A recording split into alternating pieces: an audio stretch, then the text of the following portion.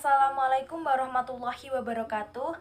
Pada kesempatan kali ini kami dari kelompok 11 pada mata kuliah Apresiasi Prosa Fiksi Indonesia yang diampu oleh Profesor Yasnur Asri.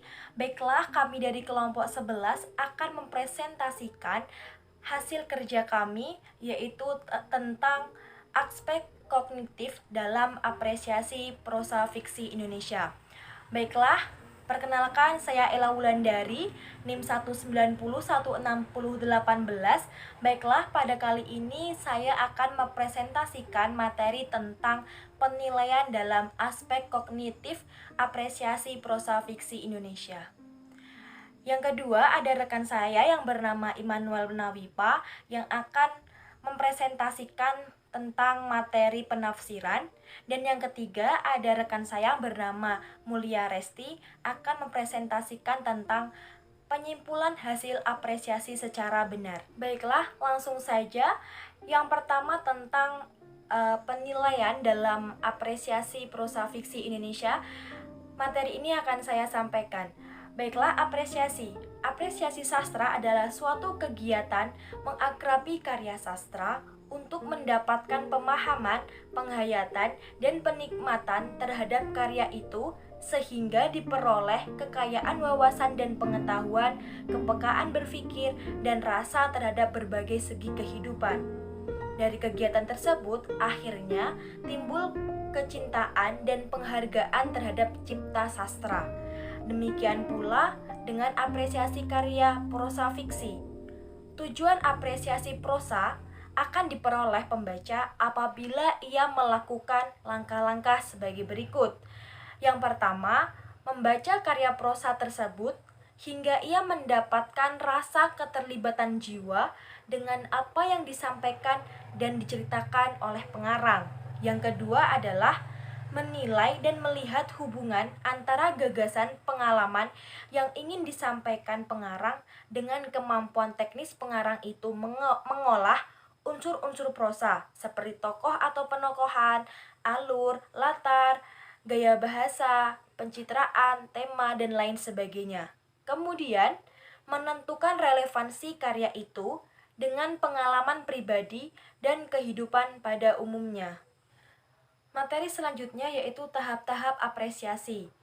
Prosa atau prosa fiksi adalah sebuah bentuk karya sastra yang disajikan dalam bentuk bahasa yang tidak terikat oleh jumlah kata dan unsur musikalitas. Bahasa yang tidak terikat itu digunakan untuk menyampaikan tema atau pokok persoalan dengan sebuah amanat yang ingin disampaikan. Berkenaan dengan tema tersebut, oleh karena itu, dalam apresiasi dengan tujuan penghargaan terhadap suatu karya, kita harus bisa membongkar dan menerangkan hal-hal yang berkenaan dengan karya tersebut. Dalam apresiasi ada beberapa tahap. Yang pertama, tahap penikmatan atau menyenangi. Tindakan operasionalnya pada tahap ini adalah membaca karya sastra tersebut. Kemudian tahap penghargaan. Tindakan yang kedua ini yaitu melihat kebaikan, nilai, atau manfaat suatu karya sastra dan merasakan pengaruh suatu karya ke dalam jiwa dan lain sebagainya. Tahap yang ketiga adalah tahap pemahaman. Tindakan operasionalnya adalah meneliti dan menganalisis unsur intrinsik dan unsur ekstrinsik suatu karya, serta berusaha menyimpulkannya. Tahap yang keempat adalah tahap penghayatan. Tindakan operasionalnya adalah menganalisis lebih lanjut akan suatu karya, mencari hakikat atau makna suatu karya beserta argumentasinya, membuat tafsiran dan menyusun pendapat berdasarkan analisis yang telah dibuat. Tahap yang kelima adalah tahap penerapan. Tindakan operasionalnya adalah melahirkan ide baru, mengamalkan penemuan, atau mendayagunakan hasil operasi dalam mencapai material, moral, dan struktural untuk kepentingan sosial, politik, dan budaya. Apresiasi mempunyai 3 tingkatan, yaitu apresiasi empatik, apresiasi estetis, dan apresiasi kritis. Apresiasi empatik adalah apresiasi yang hanya menilai baik dan kurang baik hanya berdasarkan pengamatan belaka. Apresiasi atau penilaian ini biasanya dilakukan oleh orang awam. Yang kedua adalah apresiasi estetis. Adalah apresiasi untuk menilai keindahan suatu karya seni. Apresiasi pada tingkat ini dilakukan seseorang setelah mengamati dan menghayati karya seni secara mendalam. Yang ketiga adalah apresiasi kritis. Adalah apresiasi yang dilakukan secara ilmiah dan sepenuhnya bersifat keilmuan dengan menampilkan data yang jelas. Kemudian, menurut Sequeir dan Taba, sebagai suatu proses, apresiasi melibatkan 3 unsur inti, yakni aspek kognitif, aspek emotif, dan aspek evaluatif. Yang pertama adalah aspek kognitif. Aspek kognitif adalah aspek yang berkaitan dengan keterlibatan intelek pembaca dalam upaya memahami unsur-unsur kesastraan yang bersifat objektif, yang diantaranya terdiri dari unsur intrinsik dan unsur ekstrinsik. Unsur intrinsik adalah unsur yang terdapat dalam cerita tersebut. Di antaranya ada tema. Tema adalah ide pokok suatu cerita yang menjadi inti pembicaraan dalam cerita. Kemudian alur. Alur adalah jalan suatu cerita. Alur terbagi atas 3. Yang pertama alur maju, alur mundur, dan yang ketiga adalah alur campuran. Kemudian ada penokohan atau perwatakan, yaitu di dalamnya terdapat bagaimana pengarang menggambarkan tokoh tersebut dalam ceritanya, watak tokoh tersebut dalam cerita. Kemudian ada latar. Latar adalah tempat terjadinya suatu cerita, baik latar tempat, latar waktu, dan latar suasana. Kemudian ada pencitraan, kemudian ada gaya bahasa. Gaya bahasa adalah gaya yang dipakai oleh pengarang dalam menceritakan cerita yang ingin ia sampaikan atau yang dia buat. Kemudian ada sudut pandang, ada amanat. Amanat adalah pesan yang ingin disampaikan pengarang melalui ceritanya kepada pembaca. Kemudian unsur ekstrinsik. Unsur ekstrinsik adalah unsur yang membangun atau unsur yang dari luar membangun karya itu. Seperti adanya unsur biografi pengarang, kemudian latar proses kreatif penciptaan maupun latar sosial budaya yang menunjang kehadiran teori atau teks sastra tersebut. Kemudian, aspek emotif. Aspek emotif berkaitan dengan keterlibatan unsur emosi pembaca dalam upaya menghayati unsur-unsur keindahan dalam teks sastra yang dibaca. Yang ketiga adalah aspek evaluatif. Aspek evaluatif adalah aspek yang berhubungan dengan kegiatan memberikan penilaian terhadap baik buruknya suatu karya, indah atau tidak indahnya suatu karya. Materi selanjutnya adalah tentang faktor-faktor yang mempengaruhi persepsi nilai sastra. Setiap orang memiliki tingkat pemahaman terhadap sastra yang berbeda-beda. Hal ini dapat diketahui bila ada pameran buku atau kajian sastra.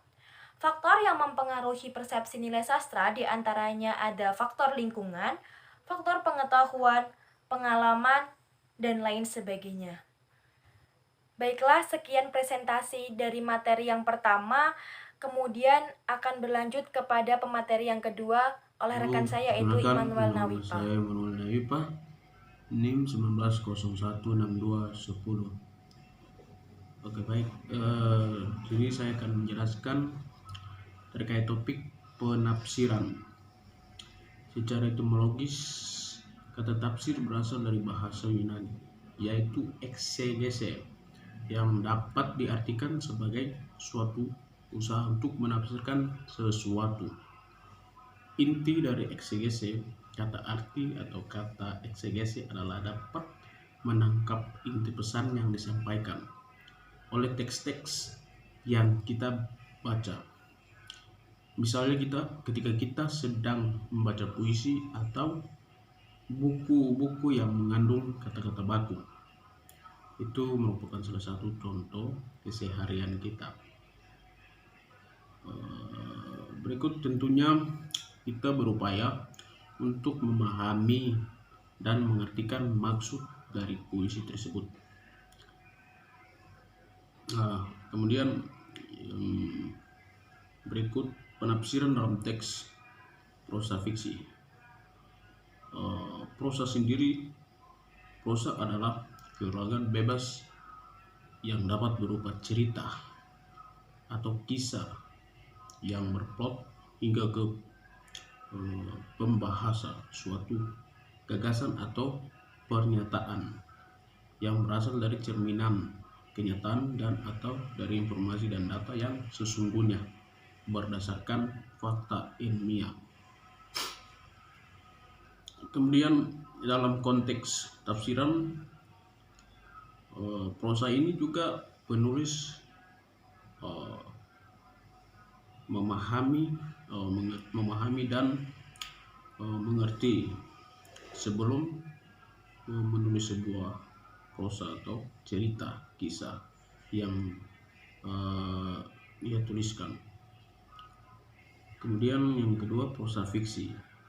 Menurut Aminuddin dalam Jujuanda dan Iswara 2006 halaman 158, menurutnya prosa fiksi adalah kisahan atau sebuah cerita yang diemban oleh pelaku-pelaku tertentu dengan pemeran latar tertentu yang bertolak dari hasil imajinasi pengarangnya sehingga menjalin suatu cerita.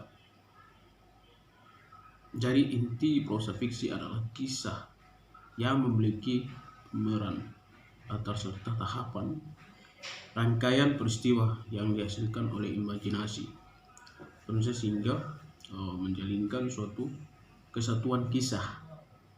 Misalnya novel, sajak sajak, pantun, legenda. Jadi menurut konteks tafsiran juga seorang penulis harus mengeluarkan suatu pikiran sebelum menulis sesuatu. Dia menafsirkan apa yang ingin dia tuliskan, memahami sebuah cerita yang ia tuliskan. Jadi prosa fiksi itu berdasarkan imajinasi seseorang yang diungkapkan melalui sebuah tulisan. Kemudian yang berikut unsur prosa fiksi. Di situ ada beberapa bagian. Yang pertama, tokoh dan penokohan. Yang dimaksud dengan tokoh ini adalah seorang pemeran utama atau yang berperan dalam sebuah cerita atau film. Kemudian alur atau plot. Alur itu bisa alur maju, campur, mundur. Kemudian mundur, campur, maju. Latar atau setting itu ada 3 bagian latar. Yang pertama, tempat, suasana, waktu. Tempat bisa di mana saja, suasana siang, sore, malam, waktu ya bisa jam 7 dan sebagainya, pagi sebagainya. Oke. Kemudian yang gaya bahasa. Jadi seorang penulis juga melihat dari gaya bahasa, tata bahasa yang ia cantumkan dalam sebuah tulisan. Kemudian sudut pandang ini sudut pandang orang pertama, orang kedua, orang ketiga, protagonis, antagonis, tritogonis. Kemudian tema ini adalah inti atau pokok pembahasan yang ditulis dalam sebuah cerita. Amanah atau khasiat, perintah yang berasal dari yang kalau menurut cerita legenda atau cerita dulu itu diajarkan sebuah tradisi turun temurun, makanya dibilang sebagai amanat. Mungkin itu saja. Assalamualaikum warahmatullahi wabarakatuh. Saya Mula Resti, NIM 190161006 dari kelompok 11 ingin menjelaskan atau melanjutkan materi yang terakhir, yaitu mengenai penyimpulan apresiasi sastra. Baiklah, bagian kesimpulan yaitu terdapat 6 wilayah respon dalam apresiasi sastra yang bisa juga dijadikan sebagai indikator penilaian sastra, baik itu secara kognitif maupun afektif. 6 wilayah respon itu yang pertama mengenai penilaian sastra, yang kedua mengenai penafsiran sastra, yang ketiga itu mengenai penyimpulan sastra, yang keempat itu mengenai pengasosiasian sastra, yang kelima itu pelibatan dalam sastra, dan yang keenam mengenai penjabaran dalam sastra. Namun dalam materi ini saya hanya akan membahas secara lebih khusus tentang wilayah kognitif dalam pengapresiasian sastra, yakni terkait dengan yang pertama itu penilaian sastra, yang kedua itu mengenai penafsiran sastra, dan yang ketiga itu mengenai penyimpulan peristiwa sastra. Selanjutnya ada beberapa prinsip dalam pelaksanaan pembelajaran apresiasi sastra. Di antaranya yaitu yang pertama, pembelajaran sastra berfungsi untuk meningkatkan kepekaan rasa pada budaya bangsa.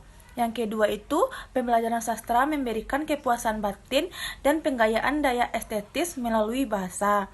Yang ketiga, pembelajaran apresiasi sastra bukan pembelajaran sejarah, aliran, dan teori sastra.